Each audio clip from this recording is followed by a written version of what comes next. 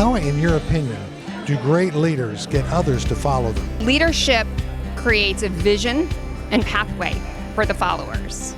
I think a great leader, it's so important to make sure you're communicating what everybody's role is in the big picture so they can really understand how to follow and how to execute in their best way in what they're trying to do.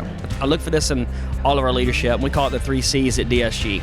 The 3 critical components. Number 1, you got to connect with people because people don't follow people they don't trust. And connection is so big. So out of that gate, number one most important thing is you got to have trust.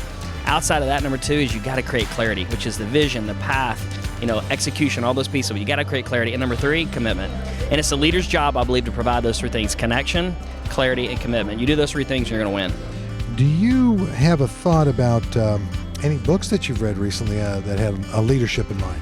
Yeah, I would say one of the best leadership books I've ever read was Start With Why with Simon Sinek. And I think what I really took away from that was the idea of everything that you do and think and act comes from the inside. Measure What Matters by John Doerr. It's about OKRs and finding those objectives throughout the organization, right down to those knowledge frontier folks. The folks in your organization who can really understand that customer and bring the solutions to them, and give them the objectives to understand what it is that they're measuring and how it matters to the customer and what it can do for your business. I just read this great book called Atomic Habits by James Clear.